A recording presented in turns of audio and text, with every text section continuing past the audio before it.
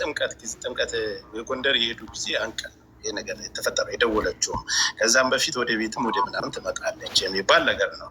እንግዲህ ይህንም ቮይስ ሰምታችሁት መወሰን ያለብንንና ወደ የት ነው እንዴትስ ነው የሚባለውን ነገር ማየት አለብን። በእርግ ነው አካውንት በተለያየ መንገድ ይዘጋል። ትንሽ ድምፁ ቀዝቀዝ ያለ ነው። አድምጡ፣ ጠጋርጋችሁ ስልካችሁን አስተካክላችሁ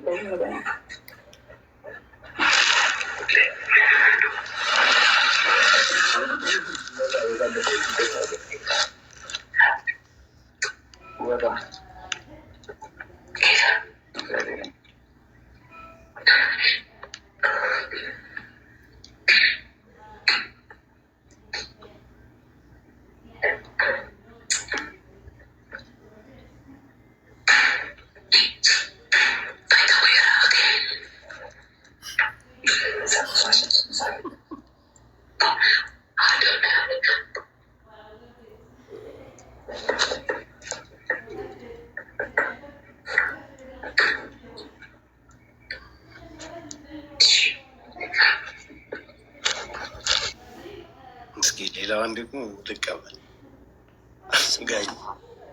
ጋይስ ጆከር እኔ በደንብ እንድሰማው ቴሌግራም ላይ ላክልኝ። ምንም የሚሰማ ነገር ሰምተሽዋል? እኔ የሆነ 2 ቃል ነው የሰማሁት።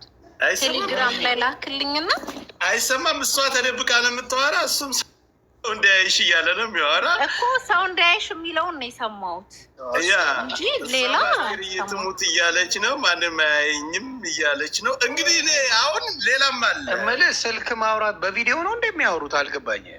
ቪዲዮ ኮል እስቲ ላክልኛ። ቪዲዮ ኮል ነው የኔ ነገሩ።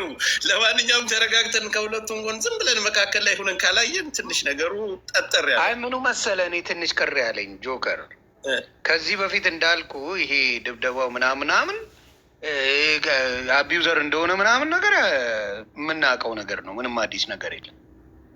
ገባ ሞር እንደዚህ አይነት ችግሮች እንዳሉ እህቱም እናቱም ታውቃለች ነው ያለችው። የእንትና እናት የማን ነው መሰለ፣ የጆን ዳንኤል እናት ታውቃለች፣ እህቱም ታውቃለች ነው ያለችው ቃል በቃል።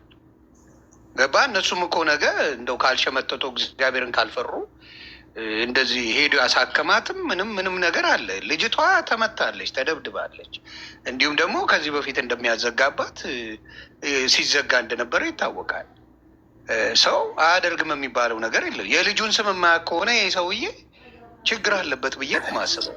የልጁን ስም እንዴት አያውቅም ብለህ ታስባለህ? ይኸው ቪዲዮ ላይ ላይቭ ነው የተናገረው። ማለት ለጨዋታ ድምቀት እንጂ አይደለም። የቤተሰብን የጎረቤት እንደ ትልቅ ሰው ስናስብ እንዴት ያውቃል? ኧረ በእናትህ የገዛ ልጁ ስሙ ማን ነው እናውጣለታለን እያለ አደባባይ እየተናገረ ማኝቴ ይድገማው። ቆይ እስኪ ድገማው እስኪ።